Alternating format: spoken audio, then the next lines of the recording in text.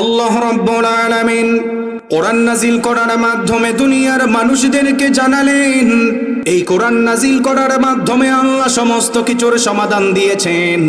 রাষ্ট্র কেমন ভাবে চালাবেন আল্লাহ কোরআনের মধ্যে বর্ণনা করেছেন, সমাজ কেমন ভাবে চালাবেন আল্লাহ কোরআনের মধ্যে বর্ণনা করেছেন। আপনি আপনার ওয়াইফকে কেমন ভাবে ঘরের মধ্যে চালাবেন আল্লাহ কোরআনের মধ্যে সুন্দর করে তুলে দিয়েছেন। এত কিছু জানার পর যেই মানুষরা দুনিয়ার মধ্যে কোরআন পাওয়ার পর কোরআন মানে না, নবী রাসূল পাওয়ার পর যারা দুনিয়ার মধ্যে নবী রাসূলদেরকে মানে নাই, ওলামায়ে কেরামদেরকে পাওয়ার পর যারা কাঠ মোল্লা বলে গালি দিয়েছিল, আল্লাহ তাআলা তাদের ব্যাপারে জাহান্নামের ফয়সালা করেছেন। আর যেই মানুষগুলি দুনিয়ার মধ্যে কোরআন পাওয়ার পর কোরআন অনুযায়ী জীবন যাপন করবে, রব্বুল আলামিন ওই মানুষদের ব্যাপারে জান্নাতের সুসংবাদ দুনিয়ার মধ্যে দিয়েছেন। জোরে বলেন সুবহানাল্লাহ। এই কোরআনটা সারা পৃথিবীর মধ্যে দামি হওয়ার দ্বিতীয় নাম্বার অন্যতম একটা কারণ হলো, এই কোরআন এমন এক কিতাব যেই ব্যক্তি তেলাওয়াত করে তারও ভালো লাগে, যেই ব্যক্তি তেলাওয়াত শুনে তারও ভালো লাগে। আপনাদের এলাকা দিয়ে একটা উদাহরণ দিলে ভালো করে বুঝতে পারবেন। আপনাদের উত্তর কান্দিগ্রাম এলাকায় যখন ইমাম সাহেবরা নামাজের জন্য আজান দিয়ে দেয়, আপনি তো 50 থেকে 60 বছর জিন্দিগি কান্দিগ্রাম এলাকার মধ্যে নামাজ পড়লেন, জামে মসজিদের মধ্যে নামাজ পড়লেন। একদিনও তো আপনি ইমাম সাহেবকে বলেন নাই, ও ইমাম সাহেব হুজুর, আমার জিন্দেগির 50 থেকে 60 বছর চলে গেল, শুধু সূরা ফাতিহা দিয়ে নামাজ শুরু করেন, আজকে আর সূরা ফাতিহা ভালো লাগে না, বুখারী শরীফের শেষ হাদিস দিয়ে নামাজ পড়ান। এই কথা কি আমাদের দ্বারা কখনো বলা সম্ভব হবে নাকি? আপনি আপনার এলাকার হাজী সাহেব উমরা যারা করেছেন, হজ করেছেন, তাদেরকে আপনি প্রশ্ন করে দেখেন, মক্কা মদিনায় যখন ইমাম সাহেবরা নামাজের মধ্যে দাঁড়িয়ে যায়, মক্কা মদিনার ইমাম সাহেবদের তেলাওয়াত শোনার সঙ্গে সঙ্গে পিছনে মুসল্লিরা হাউমাউ করে কাঁদতে থাকে। এর মাধ্যমে বোঝা যায় কোরআনের অ্যাট্রাকশনের কারণে মানুষদের দিল ঠান্ডা হয়ে যায়, ঠিক কিনা? এই কোরআনটা সারা পৃথিবীর মধ্যে দামি হওয়ার অন্যতম একটা কারণ হলো, বিশ্বনবী সাল্লাল্লাহু আলাইহি ওয়াসাল্লাম জানালেন, মান ক্বারাআ হারফাম মিন কিতাবিল্লাহি ফালাহু হাসানা ওয়াল হাসানাতু বিআশরি আমসালিহা। ও সাহাবায়ে কেরাম, উম্মতের মধ্যে যেই সমস্ত উম্মতগুলি দুনিয়ার মধ্যে কোরআন তেলাওয়াত করবে, প্রতি অক্ষরে অক্ষরে আল্লাহ তাআলা বান্দার আমলনামায় 10টা করে নেকি লিখে দিবেন। এই ঘোষণা শোনার পর এক সাহাবী আমার নবীকে বলল, ইয়া রাসূলুল্লাহ, উম্মতের মধ্যে কোন উম্মত যদি আলিফ লাম মিম আলাদা আলাদা উচ্চারণ করে কয়টা নেকি হবে? আল্লাহর নবী বললেন, ও সাহাবায়ে কেরাম, আমার উম্মতের মধ্যে কেউ যদি আলিফ উচ্চারণ করে আলাদা 10টা নেকি দেওয়া হবে, লাম উচ্চারণ করার কারণে আল্লাহ আলাদা 10টা নেকি দিবেন, মিম উচ্চারণ করার কারণে আল্লাহ আলাদা 10টা নেকি দিবেন, আলিফ লাম মিম উচ্চারণ করার কারণে আল্লাহ তাআলা বান্দার আমলনামায় 30টা নেকি লিখে দিবেন। জোরে বলেন সুবহানাল্লাহ। এই কোরআনটা সারা পৃথিবীর অন্যান্য ধর্ম বইয়ের চাইতে দামি হওয়ার অন্যতম একটা কারণ হলো, বিশ্বনবী সাল্লাল্লাহু আলাইহি ওয়াসাল্লাম মানুষদেরকে জানালেন, ইকরাউল কুরআন ফাইন্নাহু ইয়াতি ইয়াউমাল কিয়ামাতি শাফিআন লিআসহাবিহি। যেই মানুষগুলি দুনিয়ার মধ্যে কোরআন তেলাওয়াত করত, মারা যাওয়ার পরে কোরআনটা বান্দার জন্য সুপারিশ করবেন। আল্লাহু আকবার। ততক্ষণ পর্যন্ত কোরআন আল্লাহর কাছে বান্দার জন্য সুপারিশ করবে, যতক্ষণ পর্যন্ত না বান্দাকে জান্নাতে না দেওয়া হবে। আল্লাহর নবী বললেন, ও সাহাবায়ে কেরাম, কোরআনের সুপারিশের কারণে অধিকাংশ বান্দাগুলি জান্নাতে ঢুকে যাবে। জোরে বলেন সুবহানাল্লাহ। এই কোরআনটা সারা পৃথিবীর মধ্যে দামি হওয়ার অন্যতম একটা বিশেষ কারণ হলো, আল্লাহর নবী বললেন, ইন্না লিল্লাহি আহলিনা মিনান নাস, নিশ্চয়ই দুনিয়ার মধ্যে আল্লাহর পরিবার রয়েছে। এক সাহাবী প্রশ্ন করলো, মান হুম ইয়া রাসূলুল্লাহ, আল্লাহর পরিবার কারা? আল্লাহর নবী বললেন, হুম আহলুল কোরআনি আহলুল্লাহি ওয়া খাসাতুহু। যেই মানুষগুলি দুনিয়ার মধ্যে কোরআনের সঙ্গে কাজ, তারা সবাই আল্লাহর পরিবার বনে যায়। তাহলে বোঝা গেল এই শীতের রাতে, অন্ধকার রাতে আপনারা যারা এখানে এই মুহূর্তে উপস্থিত হয়েছেন, আল্লাহর পরিবারে আমরা ঢুকে গেলাম। জোরে বলেন সুবহানাল্লাহ। যেই সমস্ত মানুষ দুনিয়ার মধ্যে আল্লাহর পরিবার বনে যায়, যেই সমস্ত দুনিয়ার মধ্যে মানুষগুলি আল্লাহর পরিবারে পরিগণিত হয়ে যায়, দুনিয়া আখিরাতে তার কোনো চিন্তা নাই। আল্লাহ তাআলা মানুষদের ব্যাপারে আরো সুন্দর করে মানুষদেরকে জানালো, কোরআন এমন এক কিতাব, যেই কিতাব পাওয়ার পরে যেই মানুষগুলি দুনিয়ার মধ্যে কোরআন মানবে, কোরআন জানবে, তাদের জন্য ফয়সালা আল্লাহ সুসংবাদ দিয়েছেন। আর যেই মানুষগুলি দুনিয়ার মধ্যে কোরআন পাওয়ার পর কোরআন মানে না, নবী রাসূল পাওয়ার পর যারা নবী রাসূলদেরকে ভণ্ড বলে গালি দিয়েছিল, আপনি তাকায় দেখবেন আমাদের সমাজের মধ্যে এমন কিছু কুলাঙ্গার রয়েছে, ওলামায়ে কেরামরা কোরআনের কথা বলার কারণে তাদেরকে জঙ্গিবাদ বলে গালি দেয়, এমন আছে না নাই? অথচ রব্বুল আলামিন তাদের ব্যাপারে কোরআনুল কারীমের মধ্যে তিনটা কঠিন শাস্তির কথা আল্লাহ বলেছেন। সবাই বলেন তো দেখিন কয়টা? আল্লাহ রাব্বুল আলামিন কোরআনুল কারীমের 20 নম্বর সূরা সূরাতুত তাহা এর 124 থেকে 26 নম্বর আয়াতে জানানো, ওয়া মান আ'রাদা আন যিকরি ফাইন্না লাহু মাঈশাতান দানকা ওয়া নাহশুরুহু ইয়াওমাল কিয়ামাতি আ'মা ক্বালা রাব্বি লিমা হাশারতানি أعمى وقد كنت بصيرا قال كذلك أتتك آياتنا فنسيتها وكذلك اليوم تنسى আল্লাহ রাব্বুল আলামিন এই আয়াতের মধ্যে দুনিয়ার মানুষদেরকে আরো ক্লিয়ার করে জানিয়ে দিল, যেই মানুষগুলি দুনিয়ার মধ্যে কোরআন পাওয়ার পর কোরআনকে মানে নাই, নবী রাসূল পাওয়ার পর যারা নবী রাসূলদেরকে ভণ্ড বলে গালি দিয়েছিল, আল্লাহ তাআলা তাদেরকে দুনিয়ার মধ্যে কখনো সুখ শান্তি দিবেন না। মাঈশাতান দানকা এর দ্বিতীয় নম্বরে মুফাসসিরিনে কেরাম ব্যাখ্যা করেন, ওই মানুষটাকে যখন কবরে রাখা হবে, আল্লাহ তাআলা সঙ্গে সঙ্গে কবরটাকে সংকীর্ণ করে ফেলবেন। তাহলে বোঝা গেল দুনিয়াতে যারা কোরআনের বিরোধিতা করে দুনিয়াতে শান্তি নাই, কবরে রাখার সঙ্গে সঙ্গে কবরটাকেও আল্লাহ তাআলা সংকীর্ণ করবেন, কবরের আযাব শুরু হয়ে যাবে। তৃতীয় নাম্বার শাস্তি সম্পর্কে রব্বুল আলামিন কোরআনুল কারীমের সূরাতুত তাহা এর মধ্যে জানালো, ওয়া নাহশুরুহু ইয়াওমাল কিয়ামাতি আ'মা, ওই মানুষদেরকে আল্লাহ লাঞ্ছিত অবস্থায় হাসরের ময়দানে অন্ধ অবস্থায় মানুষদের সামনে হাজির করবে। যেই মানুষরা হাসরের ময়দানে অন্ধ অবস্থায় হাজির হয়ে যাবে, অন্ধ অবস্থায় হাজির হওয়ার পর আমার আল্লাহকে বলবেন, ওগো আল্লাহ, দুনিয়ার মধ্যে আপনি তো আমাদেরকে চোখ দিয়েছিলেন, কেন আজকে অন্ধ তুললেন? দুনিয়ার মধ্যে চলার জন্য আপনি আমাদেরকে চোখ দিয়েছিলেন, ওয়াকাদ কুনতু বাসীরা, কেন আপনি আমাদেরকে আজকে অন্ধ অবস্থায় তুললেন? আবার কিছু কিছু মানুষ প্রশ্ন করবেন, ওগো আল্লাহ, দুনিয়ার মধ্যে চলার জন্য আপনি আমার ব্রেইনের মধ্যে 86 বিলিয়ন নিউরন দিয়েছেন, আপনি আমাকে চলার জন্য স্ট্রাকচার দিয়েছেন, আপনি আমাকে চলার জন্য স্কেলিটন কঙ্কাল দিয়েছেন, চলার জন্য আপনি মোটা মোটা সাদা সাদা রগ দিয়ে পুরো শরীরকে ফিটিং বানাইলেন, ওগো আল্লাহ, কেন আপনি আমাদেরকে হাসরের ময়দানে অন্ধ অবস্থায় তুললেন? সেই গাদ্দারদের কথাগুলি আল্লাহ তাআলা সূরাতুত তাহা এর মধ্যে জানিয়ে দিল, ক্বালা রাব্বি লিমা হাশারতানি আ'মা ওয়া ক্বাদ কুনতু বাসীরা, ওগো আল্লাহ, কেন আপনি আমাদেরকে অন্ধ অবস্থায় তুললেন? আল্লাহ তাদের জবাবে সুন্দর করে বলল, দুনিয়ার মধ্যে কোরআন পাওয়ার পর কোরআন মানো নাই, নবী রাসূল পাওয়ার পর নবী রাসূল মানো নাই, ওলামায়ে কেরাম যারা ছিল তারা হক কথা বলার কারণে তাদেরকে জেলের মধ্যে ঢুকায়া ফাঁসি দিয়েছো, জঙ্গিবাদ বলেছিলা। তাহলে বোঝা গেল যারা কোরআনের বিরোধিতা করে, ওলামায়ে কেরামদের বিরোধিতা করে, তাদেরকেই আল্লাহ তাআলা লাঞ্ছিত করেন। দুঃখজনক বিষয়, সেই সমস্ত জালেমগুলি এখন আমাদেরকে তাদের ভাষায় জঙ্গিবাদ বলে গালি দেয়, এমন আছে না নাই? যারা দিবস জামি যায় লড়ে যায় দিন কায়েমের তরে, তুমি তাদেরকেও জঙ্গি বলো বাতিলের সুর ধরে, ফতোয়া দিয়ে উম্মার মাঝে বিভক্তি শুধু বাড়াও।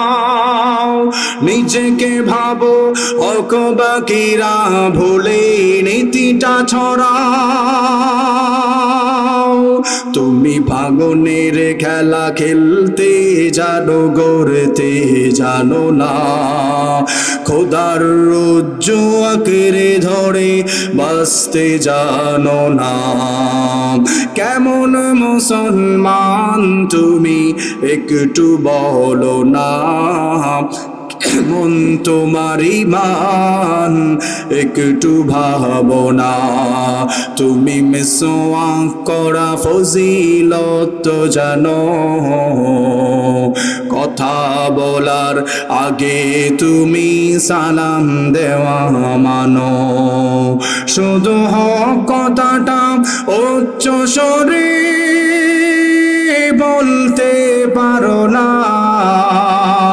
অন্যায় দেখে বারুদ হয়ে জ্বলতে পারো না।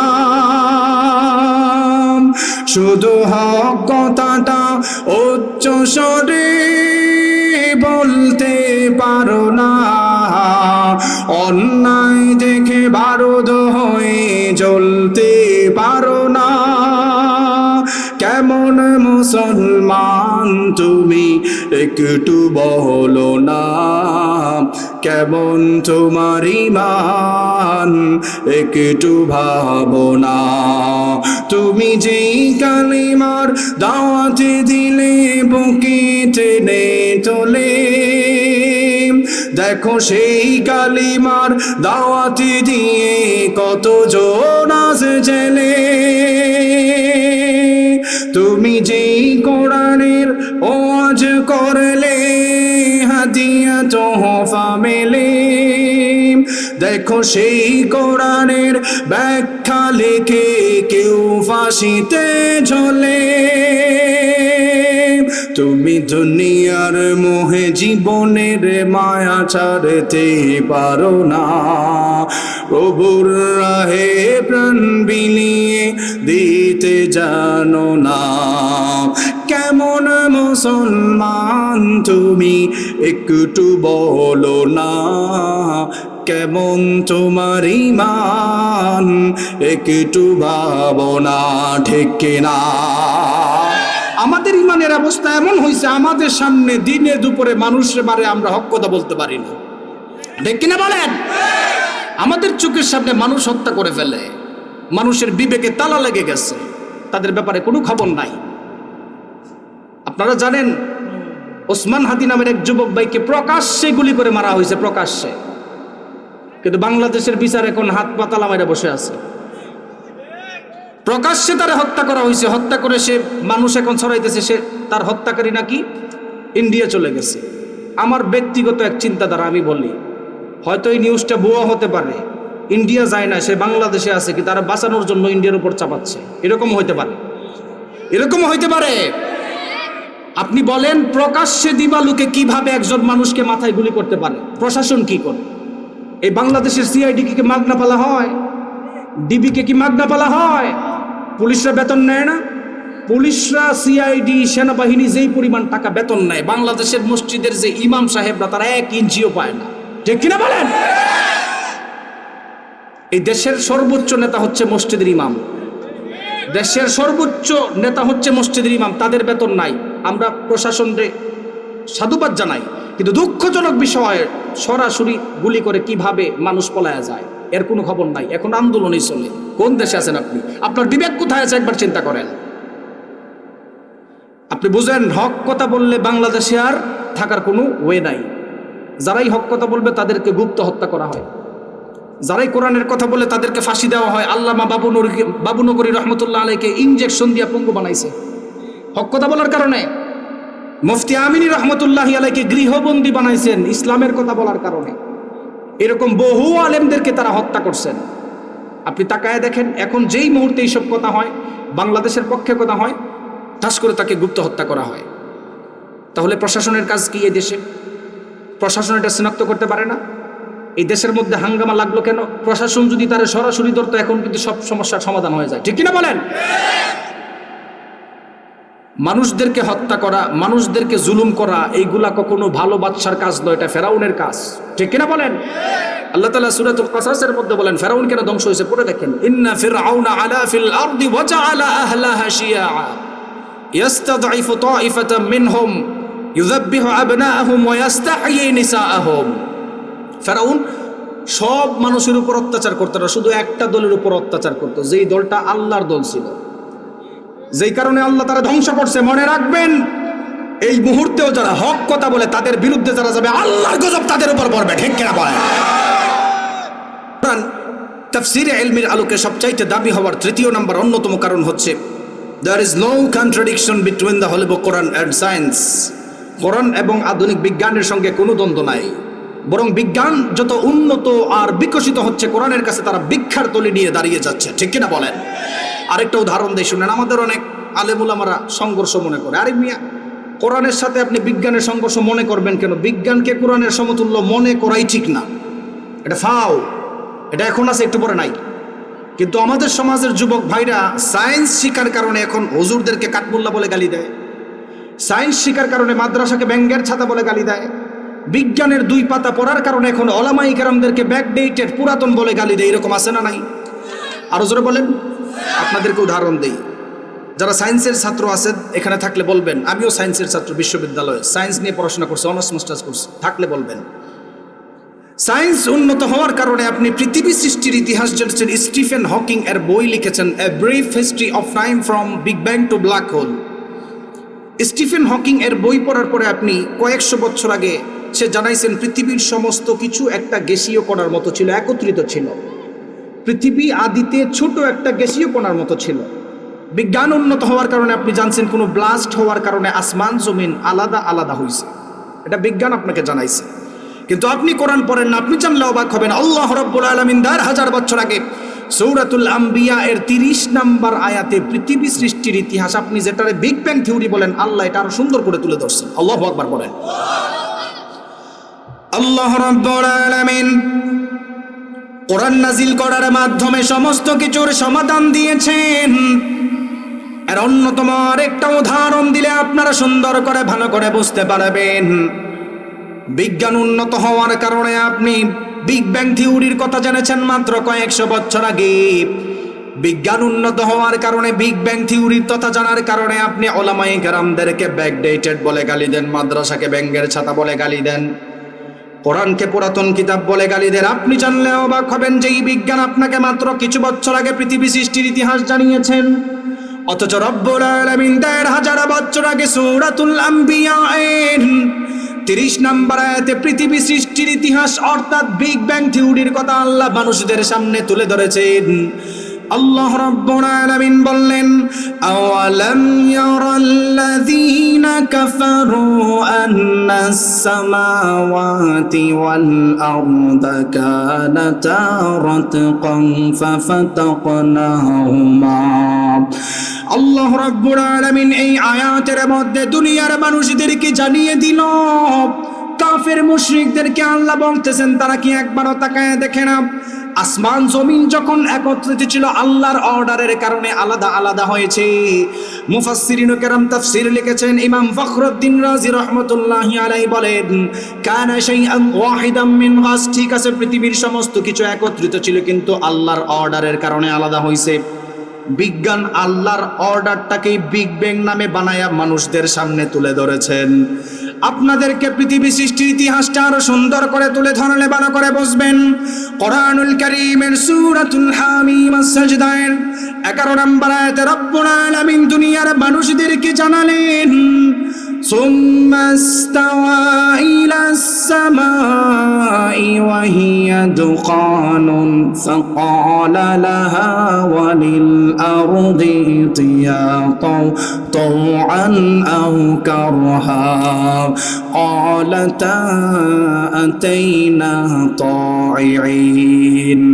আল্লাহ বললেন قالتا أتينا طائعين, আল্লাহ বললেন আসমান জমিন যখন একত্রিত ছিল আল্লাহর অর্ডারের কারণে ইচ্ছাই হোক অনিচ্ছাই হোক সব কিছু সেপারেট হয়ে গিয়েছে।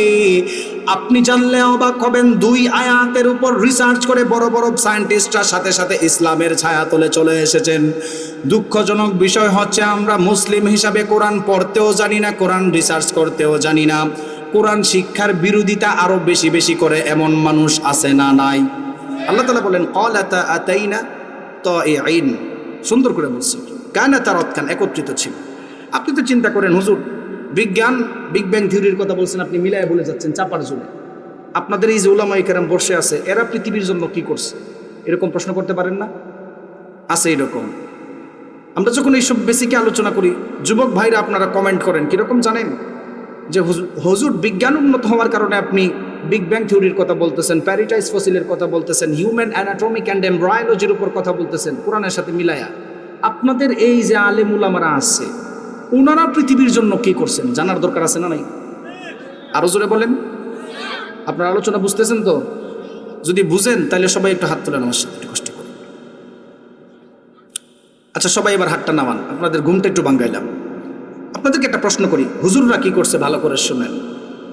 দ্য এন্ডুরিং লিগাসি অফ মুসলিম সিভিলাইজেশনের আলোকে কথা বলি। মুসলিম সিভিলাইজেশন, ভালো করে শুনেন।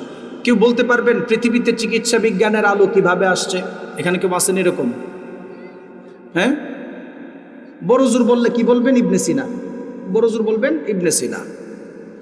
ইবনে সিনা আধুনিক চিকিৎসা বিজ্ঞানের জনক। আধুনিক চিকিৎসা বিজ্ঞানের জনক। মনে করেন সর্বপ্রথম কাগজ তৈরি হচ্ছে সাদা।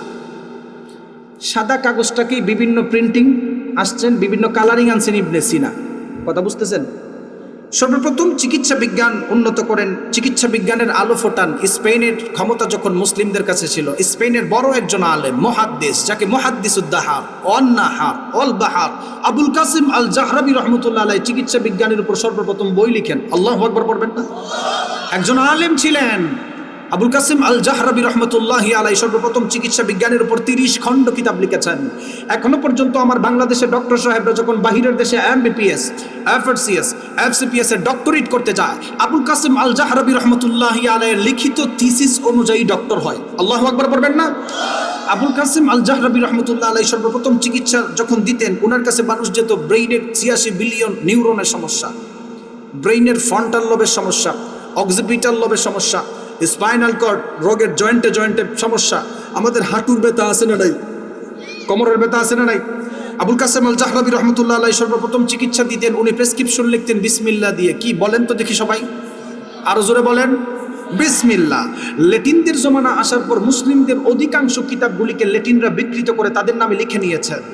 বিসমিল্লাহ দিয়ে আবুল কাসেম আল জাহরাবি রহমতুল্লাহ আলাইহি চিকিৎসা দিতেন। লেটিনদের জমানা আসার পর বিসমিল্লাহ উদাও হয়ে এখন প্রেসক্রিপশনের কর্নারে RX দেখা যায়। আছে না এরকম?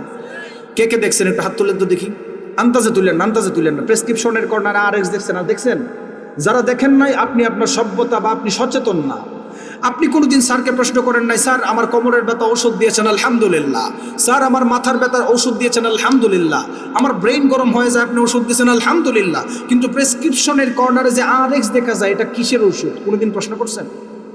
আপনি সচেতন না, আপনি আপনার সিভিলাইজেশন সম্পর্কে জানেন না। ভালো করে শোনেন, মুসলিম সভ্যতার পরে লেটিনরা RX দিয়েছেন। RX এর 2টা মিনিং। কোনো ডক্টর সাহেব থাকলে বলতে পারেন, সমস্যা নেই। RX এর 2টা মিনিং। 1 নম্বর মিনিং হচ্ছে এই নিন। 2য় নম্বর মিনিং গুগলে সার্চ করেন। ওই জমানার মিশরীয় গ্রিক দেবীর পূজা করা, ওই জমানার মিশরীয় গ্রিক দেবীকে অনুকরণ করা তাদের আকীদা ছিল। লেটিনদের আকীদা ছিল ওই জমানার মিশরীয় গ্রিক দেবীকে যারা বছরে একবার পূজা করবে তার আর জিন্দেগিতে অসুস্থতা আসবে না। নাউজুবিল্লাহ পড়বেন না? সুস্থতা দেওয়ার মালিককে, অসুস্থতা দেওয়ার মালিককে। আজকের এই উত্তর কান্দিগ্রাম তাফসীর প্রোগ্রাম থেকে আমাদের একটাই দাবি, আমাদের মুসলমান ডাক্তার সাহেব যখন MBBS, এফআরসিএস, এফসিপিএস এর ডক্টরেট করবেন, আলহামদুলিল্লাহ আমার বাংলাদেশের গর্ব। কিন্তু আমার পক্ষ থেকে একটাই দাবি, কান্দিগ্রাম এই তাফসীর প্রোগ্রাম থেকে একটাই দাবি, আমাদের মুসলিম ডক্টর সাহেব যখন আবার নতুন করে প্রেসক্রিপশন দিবে, ইহুদি খ্রিস্টানদের চক্রান্ত, ল্যাটিনদের চক্রান্ত, RX কে বাদ দিয়ে বিসমিল্লাহ দিয়ে প্রেসক্রিপশন লিখতে হবে। ঠিক কিনা বারে? কোন হিন্দু ডক্টর কি দিল আমার দেখার বিষয় না, কোন ইহুদি ডক্টর কি দিল আমার দেখার বিষয় না, কোন বৌদ্ধ ডক্টর কি দিল দেখার আমার বিষয় না। আমার কথা হচ্ছে আপনি মুসলমান হিসেবে আপনার দাবি, আমার দাবি মুসলিম সভ্যতাকে আবার উপরে উঠে যাক। ঠিক কিনা বলেন? আমার কথা খারাপ লাগতেছে আপনাদের কাছে? ইহুদি খ্রিস্টানরা কখনো চায় না মুসলিম সভ্যতা উপরে উঠে যাক। ইহুদি খ্রিস্টানরা কখনোই চায় না মাদ্রাসা শিক্ষা উপরে উঠে যাক। এর উদাহরণ দিই, আমি বিশ্ববিদ্যালয়ে থাকা অবস্থায় 2য় নম্বর থিসিস আল খালিক ওয়া ইলমুল কাউনিয়াত, স্রষ্টা ও সৃষ্টি তত্ত্বের উপর থিসিস লিখেছি। স্রষ্টা ও সৃষ্টি তত্ত্বের উপর থিসিস লিখতে গিয়ে যখন মানবদেহের হিউম্যান বিং, মানবদেহের শরীর নিয়ে যখন থিসিস লিখি, এর মধ্যে অন্যতম একটা বিষয় আমি তুলে ধরেছি। আপনাদের এলাকায় মসজিদে আজান দিলে নামাজ পড়েন কি পড়েন না? কে কে নামাজ পড়েন না হাত তুলেন তো। না, ভুল করছে, এটা জুস নাই, হুশ নাই, সবাই নামাজ পড়ে। আপনি যে কান্দিগ্রাম এলাকায় নামাজ পড়েন, এই মসজিদ যেহেতু মসজিদের ওয়াজ করে যাই, কান্দিগ্রাম এলাকায় নামাজ পড়েন, আপনি কি জানেন আপনার নামাজ নিয়ে কত পরিমাণ চক্রান্ত ইহুদি খ্রিস্টান করে? জানেন না। এগুলো বাংলাদেশের কেউ বলবে না। শোনেন, আল্লাহ তাআলা আমাদের ব্রেইনের মধ্যে 86 বিলিয়ন নিউরন দিয়েছেন। কত বিলিয়ন? পিছনের বাইরে সহ বলেন না একটু, কত বিলিয়ন? 86 বিলিয়ন। 86 বিলিয়ন কেমনে বুঝাই আপনাদেরকে? বোঝানোর জন্য সহজে বলি, প্রতি সেকেন্ডে যদি কেউ একটা করে নিউরন গণে, যেমন সবাই আমার সাথে বলেন 1 2 3 4 5 6 7 8 9 10 10 সেকেন্ড গেল কি গেল না? নাও গেল, একটা ধারণা বুঝাইলাম। কোনো মানুষ যদি ব্রেইনে আল্লাহ তাআলা 86 বিলিয়ন নিউরন দিয়েছেন, কোনো মানুষ যদি প্রতি সেকেন্ডে একটা করে নিউরন গণে, 1 বিলিয়ন নিউরন গণতে গেলে তার জিন্দিগি থেকে 32 বছর সময় লাগবে। সুবহানাল্লাহ পড়বেন না? কোনো মানুষ যদি 3 বিলিয়ন নিউরন প্রতি সেকেন্ডে একটা করে গণতে চায়, তার জিন্দিগি থেকে 96 বছর চলে যাবে। তাহলে বুঝেন, 3 বিলিয়ন নিউরন গণতে গেলে আপনার 100 বছর নাই। আপনি 86 বিলিয়ন নিউরন গণতে গেলে কতবার আপনার জন্ম হতে হবে চিন্তা করছেন আপনি? আমাদের মাথা গরম আছে না নাই? যেই কথা বলতেছিলাম, থিসিস লেখার সময় পাকিস্তানের বিখ্যাত একজন ডক্টর মাজেদুজ্জামান উসমানী, উনি ইউরোপের একটা ইউনিভার্সিটিতে ফিজিওথেরাপির উপর শিক্ষা নেওয়ার জন্য গিয়েছেন। ফিজিওথেরাপির উপর শিক্ষা নিতে গিয়ে বড় বড় যদি 2জন ইহুদি ডক্টর, একজনের নাম হচ্ছে চার্লস ফাকনার, আরেকজনের নাম হচ্ছে স্মিথ অ্যান্ড্রিস। ওনাদের কাছে পাকিস্তানের মুসলিম ডক্টর গেছেন ফিজিওথেরাপি শেখার জন্য। ফিজিওথেরাপি যখন শিখতে যায়, পাকিস্তানের বিখ্যাত ডক্টর মাজেদুজ্জামান উসমানী লিখেন, আমি যখন ইহুদি খ্রিস্টানদের কাছে ফিজিওথেরাপি শিখতে যাই, আমি স্পষ্ট দেখেছি তারা মানুষদের উচ্চ রক্তচাপ, তা হার্টের সমস্যা, কোমরের ব্যথা, পায়ের গিরালির ব্যথা, এই সমস্ত 17 থেকে 18 প্রকার রোগের ওষুধ হিসাবে কোনো মেডিসিন লিখে না, মুসলিম ধর্মের নামাজের ব্যায়াম শিক্ষা দেয়। আল্লাহু আকবার বলেন। বর্তমান মেডিকেল সায়েন্সও দাবি করে, আল্লাহ তাআলা বলেন, কদ আফলাহাল মুমিনুন, successful indeed are the believers আল্লাযীনা হুম ফি সালাতিহিম খাশিউন। থ্রু দ্য লেন্স অফ সুন্নাহ এন্ড মডার্ন সায়েন্সের আলোকে যদি 2 নম্বর আয়াতের ব্যাখ্যা করেন, আল্লাহ তাআলা বলেন, তোমরা খুজুর সাথে নামাজ পড়ো, দিলের স্থিরতা, মনের স্থিরতা নিয়ে নামাজ পড়ো। বর্তমান মেডিকেল সায়েন্সও দাবি করে, কোনো মানুষ যদি মুসল্লিদের মতো, মুসলমানদের মতো 5 ওয়াক্ত নামাজের মতো স্থিরতার সাথে রুকু সেজদা প্রতিদিন করতে পারে, 17 থেকে 18 প্রকার রোগের কোনো ওষুধই লাগবে না। মসজিদে নামাজ পড়ার দরকার আছে না নাই? মসজিদের উন্নয়নের দরকার আছে না নাই? খারাপ লাগতেছে আপনাদের কাছে? খারাপ লাগলে শেষ করে দিব, দোয়া করে চলে যাব। আরেকটা ইতিহাস শুনেন। কেন বললাম there is no contradiction between the Holy Book, Quran and science? Modern সায়েন্সের সঙ্গে কোরআনের দ্বন্দ্ব নাই, বরং উন্নত হয় কোরআনের কাছে ভিক্ষা করি নাই। সবাই 2টা হাত তুলেন। আবার আমাদের 2 হাতে আঙ্গুল আছে কয়টা? হাত আছে কয়টা? আঙ্গুল আছে কয়টা? নামান। আরবিতে যেটাকে বাসমাক বলা হয়, ইংলিশে সেটাকে ফিঙ্গারপ্রিন্ট বলা হয়, বাংলাতে সেটাকে হাতের ছাপ বলা হয়। আপনাদের উত্তর কান্দিগ্রাম এলাকার মধ্যে যদি কেউ জায়গা জমি ক্রয় করে, তাহলে হাতের ছাপ, ফিঙ্গারপ্রিন্টের দরকার আছে না নাই? আপনার সন্তান যখন বিদেশে যাবে, ইমিগ্রেশন পাস করার জন্য হাতের ছাপের দরকার আছে না নাই?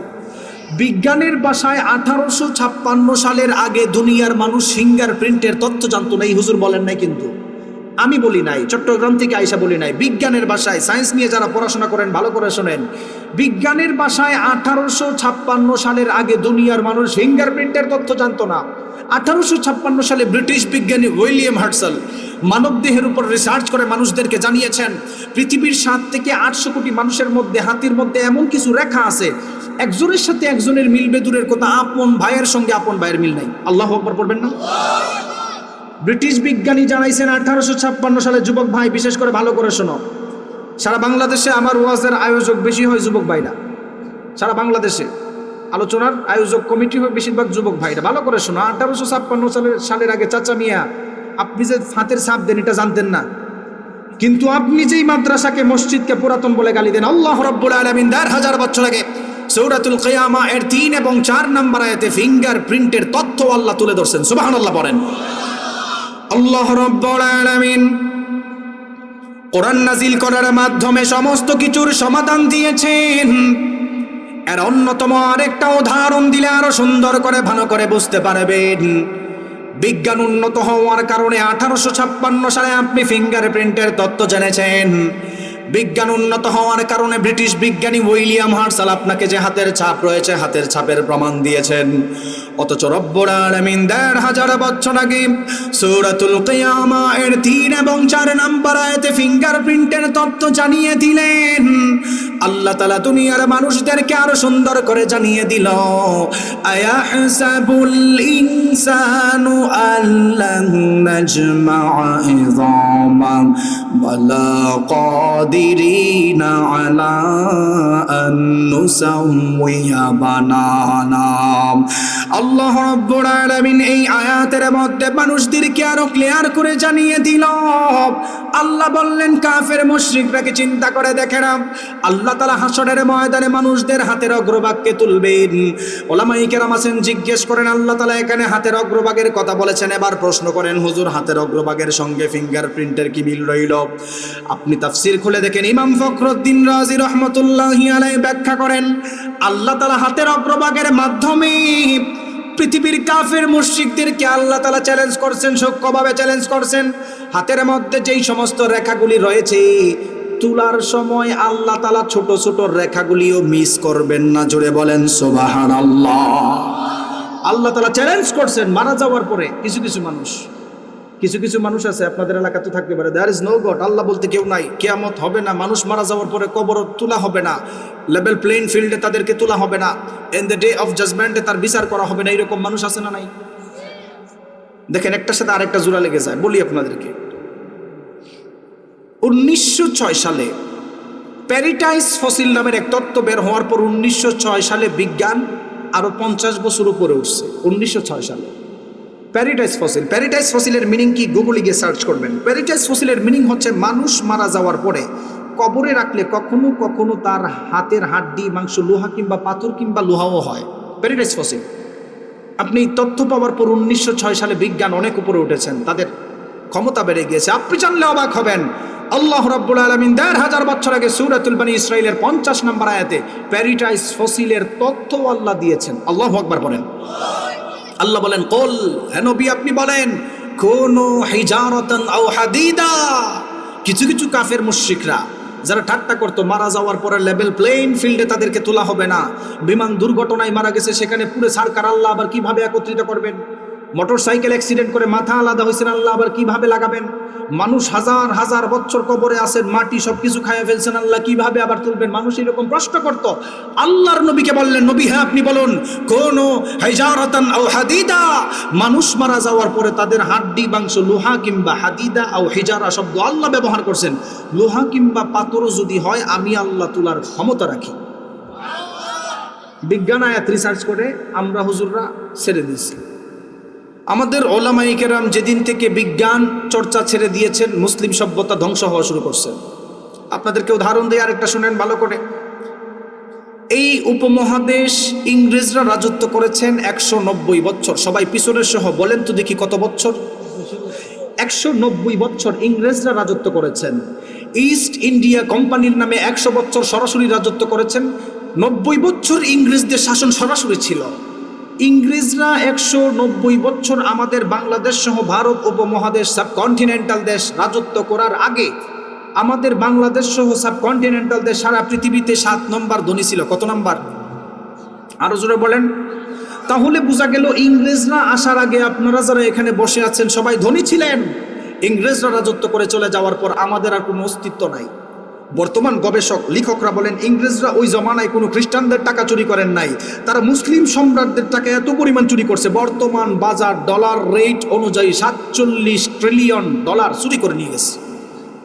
যুবক ভাই তোমরা ইউরোপ যারা করো এটা ভালো করে শোনো, ইউরোপের পাগল যারা আছে এটা ভালো করে শোনো। কিছু হলেই মা বাবারে ধমক দেয় আমার ইউরোপ পাঠাবো। তুমি ইউরোপে যে সভ্যতা দেখো, খোদার কসম করে বলি, তারা মুসলমানদেরকে অত্যাচার করে চুরি করে এগুলো নিচ্ছে। তাদের কাছে কিছু ছিল না, আমাদের থেকে চুরি করে নিছে। বেটা, তোমরা চুরের দেশে যাওয়ার জন্য পাগল, আমরা ইউরোপের স্বপ্ন দেখি না, চিন্তাও করি না। তো ইংরেজরা 190 বছর যখন রাজত্ব করছে, তারা একটু চিন্তায় পড়লো যে তাদের সঙ্গে যুদ্ধ করে পারলাম না, ইংরেজদেরকে কিন্তু ওলামায়ে কেরাম তাড়াইছে। এটা অনেকে জানে না, স্বীকারও করে না, ওলামায়ে কেরাম তাড়াইছে। ইংরেজদের প্রধান চিন্তাধারা ছিল এই পৃথিবী অর্থাৎ এই উপমহাদেশ থেকে মাদ্রাসাকে কিভাবে ছিন্ন করা যায়, মসজিদ কিভাবে ধ্বংস করা যায়। তারা আসার পরে মাদ্রাসায় রহিমিয়াকে বোলডোজার দিয়ে সর্বপ্রথম বানছে। ইংরেজদের বিরাট মিশন ছিল, এগুলো আসলে বললে অনেক রকম। তারা গবেষণা চালাইছেন উপমহাদেশ উন্নত হওয়ার পিছনে কারণ কি, ধনী হওয়ার পিছনে কারণ কি। গবেষণার একটা থিসিসে উঠে এসেছেন উপমহাদেশের মধ্যে, ভারত উপমহাদেশের মানুষ ইসলাম চর্চাটা প্র্যাকটিক্যালি ভাবে করত। আল্লাহু আকবার পড়বেন না? অথচ নবী বলছেন এমন জমানায় মানুষ উপনীত হবে যেই জমানার মধ্যে ইসলাম শুধু নামে আছে, যেমন দেখতে মুসলমান কাজে মুসলমান না। আছে না এরকম? আরো জোরে বলেন। কোরআনটা শুধু অক্ষরে থাকবে, নবী বলছেন লা ইয়াবকা মিনাল কুরআনি ইল্লা রাসমুহু। কোরআনটা শুধু অক্ষরে থাকবে, রসম থাকবে, কোরআনের আইন বাস্তবায়ন হবে না, সমাজে থাকবে না। ঠিক কি বলেন? আমাদের সমাজের কিছু কিছু মানুষ আছে, কোরআন পার্লামেন্টে যাক এটা তারা চায় না। আছে না এরকম? কিছু কিছু মানুষ আছে, এই যে টুপিদারিওয়ালারা যদি সংসদে যায় এটা চায় না। এর কারণ কি শুনবেন ভালো করে, আজকে শোনাই যায় আপনাদেরকে। বসবেন তো সবাই? বিশ্ববিদ্যালয়ে থাকা অবস্থায় প্রফেসর ডক্টর রশিদ জাহিদ হাফিজাহুল্লাহ একটি কিতাব পড়িয়েছেন, আল কোরআন ওয়াল মুস্তাশরিকুন। ওলামায়ে কেরাম বুঝবেন আমার বিষয়। ইস্তেশরাক, আরবিতে যেটাকে মুস্তাশরিকিন বলে, বাংলাতে সেটাকে প্রাচ্যবাদ বলে, ইংলিশে সেটাকে ওরিয়েন্টালিস্ট বলে।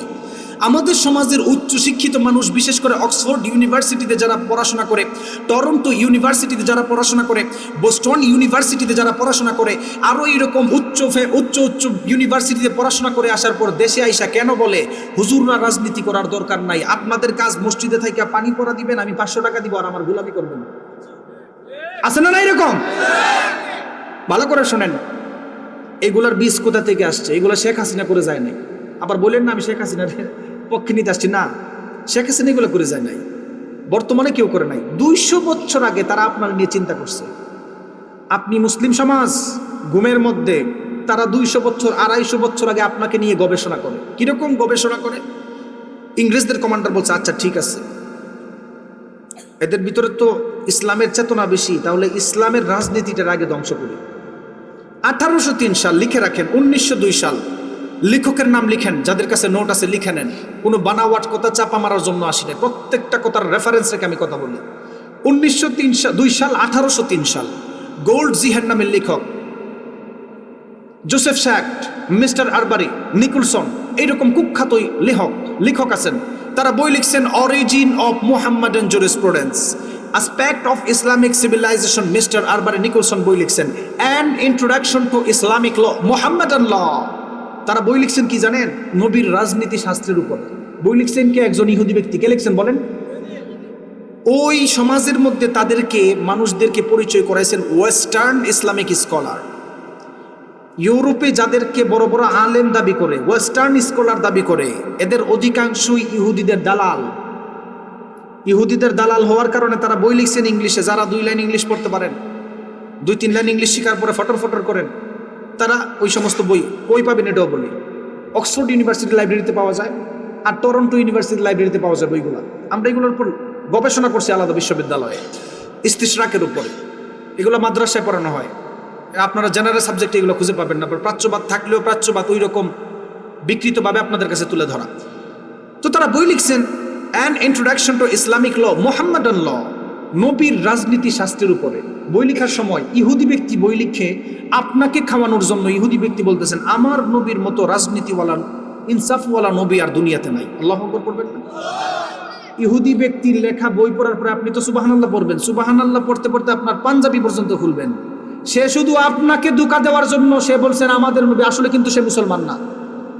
সে বইয়ের মধ্যখানে লিখছেন নবী যেই শাস্ত্রের আলোকে রাজনীতি করে, যেই কোরআন অর্থাৎ নববী আদল যেটাকে বলে পুরাটাই বানাওয়াট, এটা মানুষদেরকে ধোঁকা দেয়।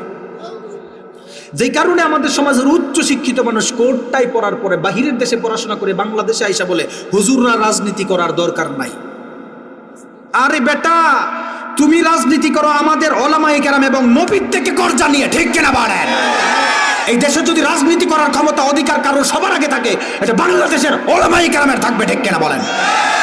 ফাইজলামি করেন আপনারা, ইতিহাস জানে না, দুই লাইনও পারে না ভালো করে, দাঁড়ায় কথাও বলতে পারে না, এসে বলে হুজুর রাজনীতি করা যাবে না। আছে না এরকম কুলাঙ্গার? এইরকম কুলাঙ্গারের কারণেই সমাজে আজকে শান্তি আসে না। এইরকম কুলাঙ্গারদের কারণেই সমাজের বিচার ব্যবস্থা উল্টা হয়ে গিয়েছে, সমাজের মধ্যে বেইনসাফির কারণে গজব বেশি বেশি আসে, ঠিক কিনা বলেন? আমি এখানে ওয়াজ করব সারা বছর, এখানে এই মাইক লাগাইয়া কান্দিগ্রাম এলাকায় আরো 5 দিন যদি ওয়াজ করি, আমার কথা রাগ করতেছেন আপনারা? আমি কারোর সাথে শত্রুতা আমি নিয়ে আসি না, কারো চিনিও না রে ভাই, কোরআনের কথা যেটা এটা বলতেছি। এখন যদি কোনো সুদখোরের উপরে পড়ে, টেন্ডারবাজের উপরে পড়ে, আমার দেখার সময় নেই। এখানে মাইক লাগাইয়া ওয়াজ করলে এলাকার সুদ বন্ধ হয়ে যাবে? আচ্ছা, এখানে 17 বছর, 17তম ওয়াজ, 17 বছর যাবৎ ওয়াজ হওয়ার পরে মনে হয় উত্তর কান্দিগ্রাম এলাকার সমস্ত সুদখোর কান্দিগ্রাম থেকে পালাই গেছে। পিছনের যুবক ভাইরা, 17 বছর ওয়াজ করার পরে মনে হয় উত্তর কান্দিগ্রাম এলাকার যত ঘুষখোর আছে তারা কুলিয়ার চোর ছেড়ে দিছে। 17 বছর ওয়াজ করার পর এই এলাকার যারা পরকিয়া করে, নিজের বউরাইকে আরেক বেডির পিছনে ঘুরে, এরা মনে কুলিয়া চোর ছেড়ে দিছে নাকি? তাহলে বোঝা গেল ওয়াজ মাহফিল করে সমস্ত কিছুর সমাধান করা সম্ভব না। কিন্তু আপনি যদি খোদার কসম করে বলি, এই সমাজ থেকে পরকিয়া বন্ধ করতে চান, এই সমাজ থেকে রাহাজারি বন্ধ করতে চান, গম হত্যা বন্ধ করতে চান, টেন্ডারবাজি বন্ধ করতে চান, খোদার কসম করে বলি, আল্লাহর কোরআনকে যদি পার্লামেন্টে নেন, নিমেষেই বন্ধ হয়ে যাবে, ঠিক কিনা বল? কোরআনকে যদি নিতে পারেন অটোমেটিক সম্বন্ধ। কোরআনকে যদি আপনি পার্লামেন্টে নেন, আইন যদি করে, এই এলাকায় যারা পরকিয়া করে, যে ওলামায়ে কেরাম আছেন, জিজ্ঞেস করেন পরকিয়ার বিধান কি, সঙ্গে স্যার জিজ্ঞেস করেন আপনি। কোরআন থেকে যদি আইন হয়, যারা পরকিয়া করে, নিজের বউরাইকে আরেক বেডের পিছে ঘুরে, এরা যদি ধরে সঙ্গে সার করা, প্রতি মাসে যদি আপনাদের কুলিয়ার চোর বাজারে 8-10টার সঙ্গে সার করা যায়, চুরি করার কারণে হাত কাটা হয় কোরআনের আইন অনুযায়ী, আপনি বলেন তো দেখি, এই এলাকায় কি আর পরকিয়াওয়ালা থাকবে কেউ? সুদখোর থাকবে কেউ? ঘুষখোর থাকবে কেউ? তাহলে বোঝা গেল, সংসদে যদি ভালো মানুষ যায়, ভালো মানুষের কোনো চিন্তা নাই, সব সমস্যা চোর বাটপারের। সংসদে ভালো মানুষ গেলে সব চোর বাটপারের সমস্যা, ভালো মানুষের কোনো সমস্যা নাই। এই যে আমার উস্তাদ ডক্টর আফম খালেদ হোসেন, ওনারে নিয়ে হুজুররা যে কত লেখালেখি করে, কি গুতাগুতি, ওনার ভুল আছে, চাপা মারা তো দরকার, ওরা ভুল আছে থাকতে পারে, কিন্তু উনি যে ভালো কাজ করছে, একটা কাজ আপনাদের বলি, এই যে চাচারা আপনারা আছেন সংসদে এত বছর দেখতেছেন, আমাদের তো বয়স কম, কয়টা রাজনীতি দেখছি, কেউ কি বুকে হাত দিয়ে বলতে পারবেন ওনার মতো ব্যক্তি হলুদ মিডিয়ার সামনে দাঁড়ায় বলে, আমার আন্ডারে থাকা অবস্থায় যদি কেউ হজের 1 টাকা চুরি করে সরাসরি ফাঁসি দিব? কোন মন্ত্রী এই পর্যন্ত বলতে পারছে? হ্যাঁ, আরে এত নিজেই চোর, এ বলবে কি? এত চুরি করতে করতে নিজেই পেট ঢুকাইছে, একই কথা মিডিয়ার সামনে বলতে পারবে, কিন্তু আলেমকে দেখেন সৎ সাহসে বলে ফেলছেন 1 টাকা চুরি করলে ফাঁসি দিব। তার মাধ্যমে বোঝা গেল, সংসদটার মধ্যে যদি কোরআনটাকে নিতে পারেন, আমি চ্যালেঞ্জ করে বলি, অটোমেটিক সুদখোর, ঘুষখোর, টেন্ডারবাজি সব বন্ধ হয়ে যাবে, ঠিক কিনা বলেন? তারা বই লিখছেন, অরিজিন অফ মুহাম্মাদান জুরিসপ্রুডেন্স। কিছু কিছু আপনাদের এলাকায় এখন আছে নব্য ফেতনা, যারা রাসূলের হাদিসকে ইসলামের সেকেন্ডারি দলিল মানে না। যারা হাদিস মানে না, এদেরকে কি বলেন? হ্যাঁ না, হাদিস যারা মানে না, এরা আহলে হাদিস না, আহলে কোরআন। আহলে কোরআন, আহলে কোরআন কেন হয় ভালো করে শুনেন তাহলে। আহলে কোরআন কেন হয়? কোন আলেম যদি আহলে কোরআন হয়, খোদার কসম সে সৌদির রিয়াল খাই আহলে কোরআন হয়েছে। আর পাবলিক যেই কারণে আহলে কোরআন হয়, ওই যে অরিজিন অফ মুহাম্মাদান জুরিসপ্রুডেন্স বই পড়ছেন, বই পড়ার পর লিখেন, নবী যেটাকে হাদিস বলে, ইমাম শাফি রহমতুল্লাহ আলাইহি হাদিসগুলা মঙ্গোলিয়া বিভিন্ন ধরনের ধর্ম থেকে চুরি কইরাই না নবীর নামে লাগাই দিছে। যে কারণে আমাদের সমাজের কিছু কিছু শিক্ষিত মানুষ হাদিসরে ইসলামের সেকেন্ডারি দলিলই মানে না। আহলে কোরআন হয় কার বই পড়ে?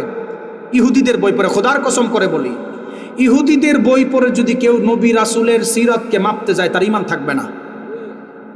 কোরআন সারা পৃথিবীর মধ্যে সবচাইতে দামি হওয়ার 3য় নাম্বার অন্যতম কারণ হচ্ছে আধুনিক বিজ্ঞানের সঙ্গে কোনো দ্বন্দ্ব নাই। তার অন্যতম আরেকটা উদাহরণ দিয়ে আলোচনা শেষ করবো, অনেক রাত, আমার আবার অনেক দূরে যেতে হবে। বিজ্ঞান উন্নত হওয়ার কারণে মানুষদেরকে জানাইছেন সূর্য ঘুরে নাকি পৃথিবী ঘুরে, ঠেলাঠেলি আছে না নাই? আরো জোরে বলেন। আল্লাহ রাব্বুল আলামিন কোরআন নাজিল করার মাধ্যমে সমস্ত কিছুর সমাধান দিয়েছেন। আমাদের সমাজের মানুষগুলি বিজ্ঞান শিকার কারণে যারা উলামায়ে কেরামদেরকে কাঠ মোল্লা বলে গালি দাও, ভালো করে শুনে না। বিজ্ঞান উন্নত হওয়ার কারণে মাত্র কয়েক বছর আগে জেনেছ সূর্য ঘোরে নাকি পৃথিবী ঘোরে, অথচ রব্বুল আলামিন ১৫০০ বছর আগে কোরআনুল কারীমের বিজ্ঞানময় সূরাতুল ইয়াসিনের মধ্যে সূর্য ঘোরাঘুরির সমাধান আল্লাহ মানুষদেরকে সুন্দর করে তুলে ধরেছেন। সুবহানাল্লাহ।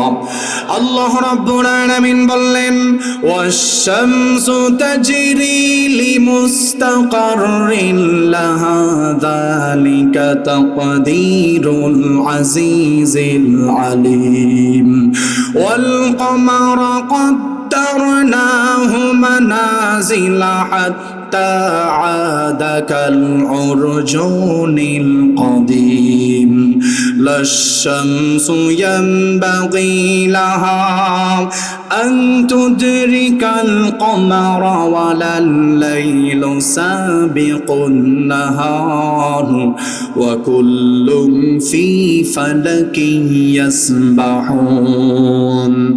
আল্লাহ রাব্বুল আলামিন এই আয়াতের মধ্যে সূর্য ঘুরে নাকি পৃথিবী ঘুরে এর সমাধান দিয়েছেন।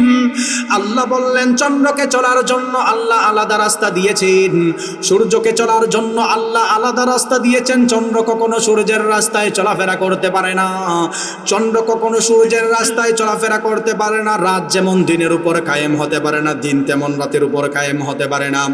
আল্লাহ বললেন, ওয়া কুল্লুম ফি ফালাকি ইয়াসবাহুন, সমস্ত কিছু তার আপন আপন গতিপথে চলাফেরা করে। এবার আসেন বিশ্বনবী সাল্লাল্লাহু আলাইহি ওয়াসাল্লামের হাদিস থেকে প্রমাণ নেই। আল্লাহর নবী একদিন আবু যর রাদিয়াল্লাহু তাআলা আনহুকে প্রশ্ন করলেন, ও আবু যর, সূর্য প্রত্যেক দিন পূর্ব দিক থেকে ঘুরে গিয়ে কই যায়, তুমি আমাকে একটু সুন্দর করে বলো। আপনি জানলে অবাক হবেন। আবু যর রাদিয়াল্লাহু তাআলা আনহু আমার নবীকে বললেন, ইয়া রাসূলুল্লাহ, সূর্য প্রত্যেক দিন কই যায় আমি জানি না, আমার চাইতে আল্লাহ এবং রাসূল ভালো জানেন। সুবহানাল্লাহ পড়েন।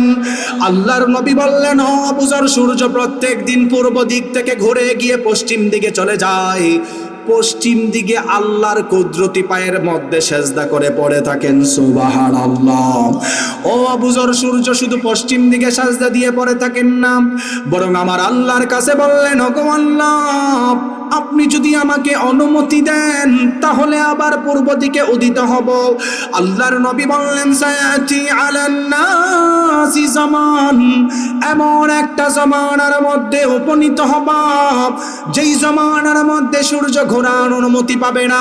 এর মাধ্যমে বোঝা গেল সূর্য, চন্দ্র, নক্ষত্র সবকিছু আলাদা রাস্তায় চলে। এত কিছু পাওয়ার পর যারা কোরআন মানে না, এত কিছু পাওয়ার পর যারা কোরআনকে মানে না, কোরআন জানে না, ওই মানুষটার কবরের আযাবটাকেও আল্লাহ দ্বিগুণ করে দিবেন। ওই মানুষটাকে আল্লাহ দুনিয়ার মধ্যে শান্তি দিবেন না। 6 দিন পরে নখ খসে যাবে, 9 দিন পর চুল, কবর গাহের সামান নিতে কইরো না কেউ ভুল। 6 দিন পরে নখ খসে যাবে, 9 দিন পর চুল, কবর গাহের সামান নিতে কইরো না কেউ ভুল। কবর জায়গা ভালো নয়, আমল দিয়ে কবরে গৃহ সাজিয়ে নিতে হয়, আমল দিয়ে কবরে গৃহ সাজিয়ে নিতে হয়। 17 দিন পেটে ফেটে শেষ পোকার খাদ্য হবে, 60 দিন পরে গোশ থাকবে না, কঙ্কাল পরে রবে। 17 দিন পেটে ফেটে শেষ পোকার খাদ্য হবে, 60 দিন পরে গোশ থাকবে না, কঙ্কাল পরে রবে। 90 দিনে হাড় গলে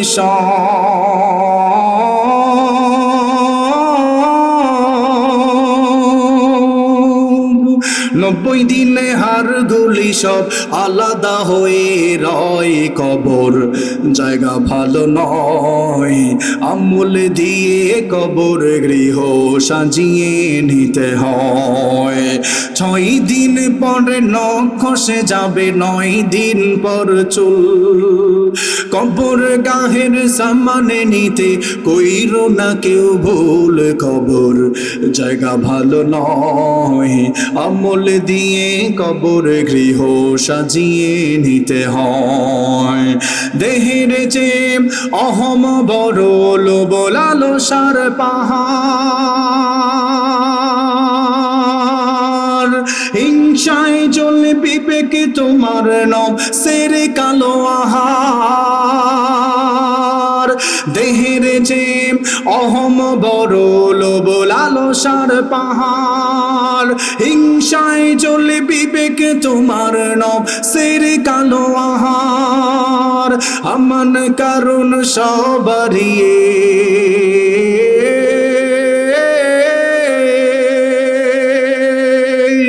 আমান কারণ সবারই পরিণতি পরিচয়, কবর জায়গা ভালো নয়, আমল দিয়ে কবর গৃহ সাজিয়ে নিতে হয়।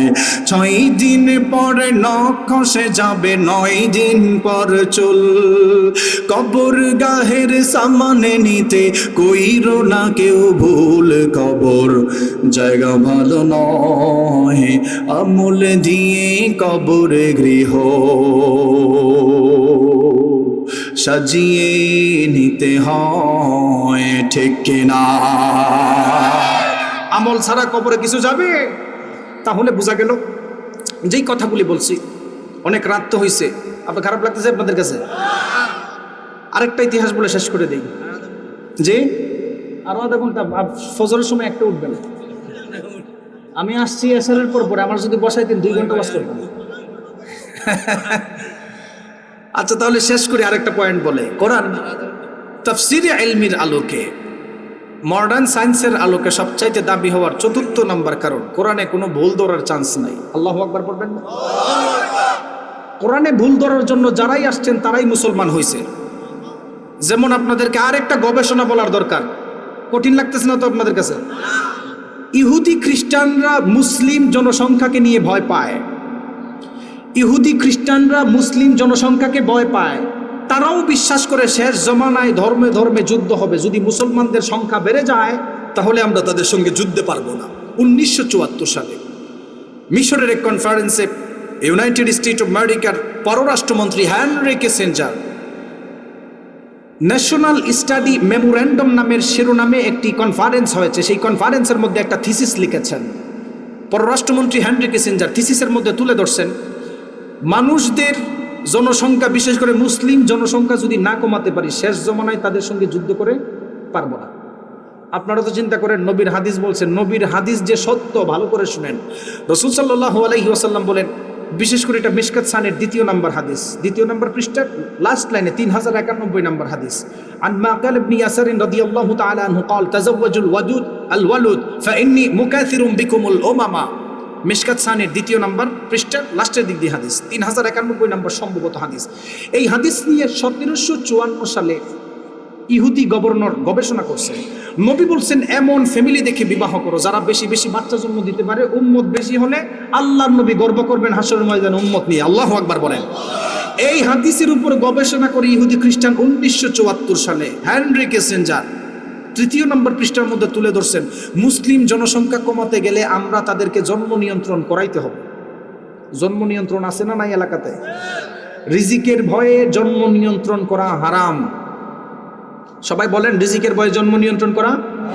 1974 সালে ইহুদি খ্রিস্টানরা জানে, আপনাদের এলাকার দোকানদারকে বলতেছি, কিছু অসাধু দোকানদার আছে, ভালো করে শোনো দোকানদার ভাই, 1974 সালে জানে তোমার মতো কিছু গাদ্দার দোকানদারকে 2 টাকা লাভ দিলে তুমি ইসরায়েলি পণ্য বিক্রি করবা, ঠিক কিনা বলেন?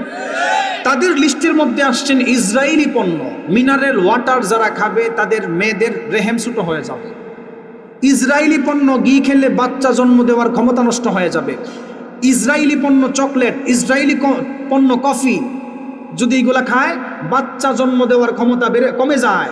1974 সালে জানে তোমার মতো খাটাস মার্কা দোকানদার 1 টাকা লাভের জন্য তুমি বাংলাদেশি পণ্য, বাংলাদেশের পণ্য বেচো না, ইসরায়েলি পণ্য বেচো। আল্লাহর গজব তোমাদের উপর, ঠিক কিনা বলেন? 1974 সালে জানে তুমি যে এইরকম উত্তর কান্দি গ্রামে উল্টাপাল্টা মার্কা দোকানদার থাকবা, হাসর ময়দানে জবাব দিতে হবে। তারা লিখছেন এগুলা খাওয়ার পরে তাদের মেয়েদের রেহেম কমে যাবে, ছেলেদের যৌবন কমে যাবে, বাচ্চা হবে না। কেন বাচ্চা হবে না? শেষ জমানায় যেন যুদ্ধটা না হয়। তো বাচ্চা যদি কোনো কারণে হয়েও যায়, দ্বিতীয় নাম্বার ধাপ লেকটোজেন 1, লেকটোজেন 2, লেকটোজেন 3 ডিব্বার দুধ আছে না নাই? মুরব্বী চাচারা আছে, জিজ্ঞেস করেন তো ওনার মা বাবা ওনাকে কি লেকটোজেন 1 খাওয়াইছে আপনারে? ডিব্বার দুধ দেখছেন আপনি? হ্যাঁ, ডিব্বার দুধ খাইছেন? ওনারা খায় না, ওনারা যেই রকম স্ট্রং। আমারও তো একটা দিলে আমি এখানেই শেষ, আর চট্টগ্রাম যাওয়া লাগবে না। ছেলেদেরকে দুর্বল করার জন্য, শিশুদেরকে দুর্বল করার জন্য বিভিন্ন ধরনের প্রোডাক্ট ইসরায়েল বানাইছে। একটা কথায় আছে না, আল্লাহ যারে ধরে ভালো করে ধরে।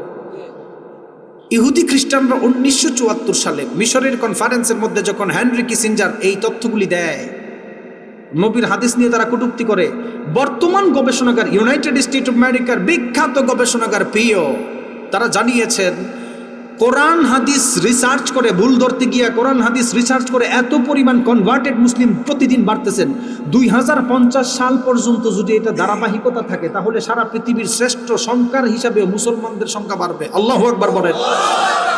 জন্মগতভাবে মুসলমানের জন্য না, কনভার্টেড মুসলিমের জন্য।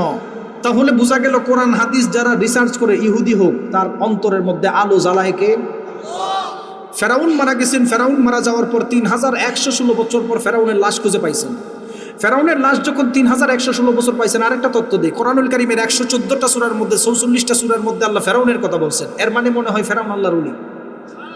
হ্যাঁ, কোরআনুল কারীমের 6236টা আয়াতের মধ্যে 532 আয়াতে আল্লাহ ফেরাউনের কথা বলছেন। এর মানে মনে হয় ফেরাউন ভালো শাসক ছিল। কোরআনুল কারীমের 114টা সূরার মধ্যে আল্লাহ তাআলা 44 সূরায় ফেরাউনের কথা বলে এটাই শিক্ষা দিয়েছেন।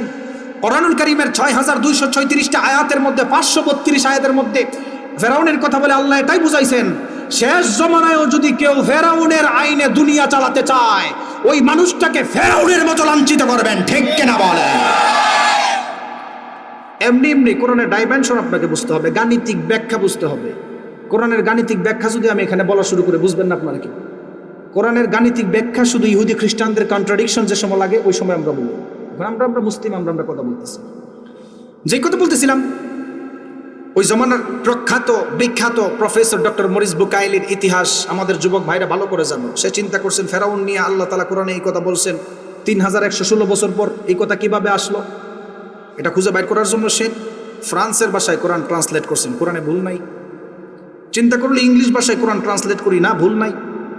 লাস্ট মুহূর্তে আরবি ভাষায় গবেষণা করার পর দেখছেন না, কোরআনে তো ভুল থাকবে দূরের কথা, এর জিন্দিগির ভুলই শেষ। পরবর্তীতে মুসলমান হয়েছে। আল্লাহু আকবার বলেন। তাহলে চিন্তা করেন, কোরআনের আদর্শ থাকলে মানুষ মুসলমান হয়। কোরআনের আদর্শ যাদের ভিতরে থাকবে তারা কখনো জুলুম করতে পারে না। ঠিক কিনা বলেন? এবং কোরআনের আইন যেই সংসদে থাকে, ওই সংসদ অর্থাৎ ওই দেশের মধ্যে ওই হাদি ভাইয়ের মতো কাউকে রাস্তার মধ্যে ওপেন গুলি করে মারতে পারে না। ঠিক কিনা বলেন? আমাদের একটাই দাবি, জুলাই যোদ্ধা হাদি ভাইকে যারা হত্যা করছেন, অনতি বিলম্বে প্রশাসন তাদেরকে ধরে আনেন, না হলে আপনাদেরকে অবাঞ্ছিত ঘোষণা করা হবে। আপনাদেরকে মাগনা বেতন দিয়ে বাংলাদেশে রাখা হয় নাই। দিবালোকে মানুষদেরকে হত্যা করে চলে যায়, দিবালোকে হত্যা করে চলে যায়। আপনারা কি করেন? মানুষ বলে ভারতে চলে গেছেন। এমনও কিছু হইতে পারে, আমার ব্যক্তিগত গবেষণা, এমনও কিছু হইতে পারে খুনি বাংলাদেশেই আছে, তারে বাঁচানোর জন্য বলতেছেন বর্ডার পাস হয়েছে। হইতে পারে এরকম, কারণ সে সত্য কথা বলতো। হাদি ভাই সত্য কথা বেশি বলতো, সত্য কথা বলার কারণে তার ওপেন হত্যা করা হয়েছে। আমি মনে করি এই মুহূর্তে ডিসিশন নেওয়ার সময় আসছে, ডিসিশন মেকিং এর সময় ভুল করা যাবে না। হাদি ভাই যেই জায়গার মধ্যে দাঁড়িয়ে ছিল সংসদ এমপি হওয়ার জন্য, ওইখানে তার বোনকে দাঁড় করায় দাও। কোনো দলীয় কাউকে না দিয়া ওইখানে তারে দাঁড় করায় দাও, তারে পাস করায় দাও। হাদির মাথায় গুলি দেয় নাই, পুরা বাংলাদেশের সেন্টিমেন্টারে গুলি করা হয়েছে। ঠিক কিনা বলেন? হাদির মাথায় গুলি করা হয় নাই, আমাদের যুবকদের কলিজায় গুলি করা হয়েছে। হাদিকে হত্যা করা হয় নাই, বাংলাদেশের ইজ্জত সম্মানকে লুণ্ঠন করা হয়েছে। ঠিক কিনা বলেন? যারা দেশের কথা বলে এর হত্যা করে, আমরা এই দেশে কিভাবে থাকবো বলেন? যারা দেশের কথা বলার কারণে ওপেন হত্যা করে এরে, এই দেশে কি নিরাপত্তা? এজন্য এখনই দাবি কেউ আমেরিকান দালালি করুক আর ভারতের দালালি করুক, এখনের একমাত্র আমাদের দাবি হচ্ছে আমেরিকান দালালিও চাই না, ভারতের দালালিও আমরা চাই না। ঠিক কিনা বলেন? এই দেশে আমেরিকার আগ্রাসন আমরা চাই না, ভারতের আগ্রাসনও চাই না। আমরা নবী মুহাম্মদ সাল্লাল্লাহু আলাইহি ওয়াসাল্লামের আদর্শ পার্লামেন্ট সাজায়া শান্তি আনবো। ঠিক কিনা বলেন? আল্লাহ তাআলা সবাইকে বুঝার তৌফিক দান করুন। যে কথা বলছিলাম, তাফসীর প্রোগ্রামের দরকার আছে না নাই? শেষ কথা, আসলে কথা একটা পর একটা লেগে যায়, বের হয়ে যায়, শেষ বলি। তাফসীর প্রোগ্রামের দরকার আছে না নাই? এই প্রোগ্রাম কেন হয়েছে? আমাদের হুজুররা ওয়াজ করে অল্প আমলে নাজাতের জরিয়া। শুনছেন না এই কথা? অল্প আমলে নাজাতের জরিয়ার ব্যাখ্যা কি, আধুনিক ব্যাখ্যা কি, শোনেন। এটা বলে আলোচনা শেষ হবে, হযরতরা দোয়া করবেন, আমি চলে যাব। এই তাফসীর প্রোগ্রাম কেন হয়? এই যে আপনারা এখানে বসছেন, ভালো করে শুনেন, জীবনের হিসাব আমি চ্যালেঞ্জ করে বলি, বাংলাদেশের কোনো আলোচক এই কথা বলবেন না। সবাই আর একটু কষ্ট করে ঘুমটুম বাদ দিয়া দুইটা হাত তুলেন। আমি বেশি হাত তুলে দিছি না? বেশি হাত তুলে দিছি আপনাদেরকে? আমরা লাস্টে বসাইছেন তো, এই কারণে আপনাদেরকে কষ্ট দিয়ে দিচ্ছি। আমি আসছিও না কাকে, যদি আগে বসাইতেন আরো সুন্দর হইতো। অল্প আমলে নাজাতের জরিয়ার আধুনিক ব্যাখ্যা কি? আমরা ধরে নিলাম একটা মানুষের জিন্দিগি 60 বছর। কত বছর? আরো জুড়ে বলেন। 60 বছর। কোনো মানুষ যদি দুলনা থেকে মৃত্যু পর্যন্ত 60 বছর হায়াত পায়, কোনো মানুষ দুলনা থেকে মৃত্যু পর্যন্ত 60 বছর জিন্দিগিতে কেউ যদি একটা কাজ কন্টিনিউ 1 ঘন্টা করে 60 বছর করে, তার জিন্দিগি থেকে 2.5 বছর চলে যায়। কত বছর চলে যায়? এই হিসাব অনুযায়ী বর্তমান মেডিকেল সায়েন্স দাবি করে কোনো মানুষ সুস্থ থাকার জন্য ন্যূনতম 8 ঘন্টা ঘুমানোর প্রয়োজন। কোনো মানুষ যদি দুলনা থেকে মৃত্যু পর্যন্ত প্রত্যেক দিন সুস্থ থাকার জন্য কন্টিনিউ 8 ঘন্টা করে ঘুমায়, হিসাব অনুযায়ী তার জিন্দিগি 60 বছর থেকে 20 বছর ঘুমে চলে গেল। কত বছর? কোনো মানুষ চলাফেরা করার জন্য ন্যূনতম 6 ঘন্টা কাজ করার প্রয়োজন। ছোটবেলায় কেউ কাজ করে না, হিসাব মূল্যায়নের জন্য বলতেছি, দুলনা থেকে মৃত্যু পর্যন্ত কোনো মানুষ যদি প্রত্যেক দিন দৈনিক কন্টিনিউ 6 ঘন্টা করে কাজ করে, তার জিন্দিগি থেকে হিসাব অনুযায়ী 15 বছর কাজে নাই। 20 বছর ঘুমে চলে গেল, 15 বছর কাজে চলে গেল। কত বছর নাই? 35 বছর। কোনো মানুষ দুলনা থেকে মৃত্যু পর্যন্ত খাবার গোসলের পিছনে যদি 2 ঘন্টা ব্যয় করে প্রত্যেক দিন, 60 বছর জিন্দিগির মধ্যে 2 ঘন্টা ব্যয় করার কারণে 60 বছর জিন্দিগির মধ্যে আরো 5 বছর নাই, 35 আর 5 কত? কোনো মানুষ দুলনা থেকে মৃত্যু পর্যন্ত 60 বছর জিন্দিগিতে যদি ওযু ইস্তেনজা আরো কিছুর কারণে 2 ঘন্টা ব্যয় করে, আরো 5 বছর নাই, কত গেল? 60 বছর জিন্দিগির মধ্যে আমাদের 60 বছর যে জিন্দিগিটা, 20 বছর ঘুমে চলে গেল, 15 বছর কাজে নাই, 5 বছর খাবারে নাই, 5 বছর গোসলে নাই, 5 বছর মানুষের বদনামে নাই, 5 বছর চার দোকানে নাই, আরো কিছু নাই। 60 বছর জিন্দিগি বৃথা। বোঝা গেল 60 বছর জিন্দিগি বৃথা। এটাকে ঠিক করতে গেলে অবশ্যই আল্লাহর নবীর আদর্শ এবং আল্লাহর পক্ষ থেকে প্রেরিত যেই কোরআন, সেই কোরআন অনুযায়ী যারা চলবে তার 20 বছর ঘুমটাও ইবাদতে পরিণত হবে। কোরআন হাদিস অনুযায়ী যারা কোরআন অনুযায়ী জীবন সাজাবে, ওই মানুষের 15 বছর যে কাজ করলো, ওই কাজটাও ইবাদতে পরিণত হবে। মুমিনের ঘুমও ইবাদত, মুমিনের কাজও ইবাদত, মুমিনের খাবারও ইবাদত। আল্লাহু আকবার পড়বেন না? তাফসীর মাহফিলে বসার কারণে লাভ না লস? আল্লাহ তাআলা আমাদের সবাইকে বুঝার তৌফিক দান করুন, আমিন। ওয়া আখিরু দাওয়ানা আলহামদুলিল্লাহি রাব্বিল আলামিন। আসসালামু আলাইকুম।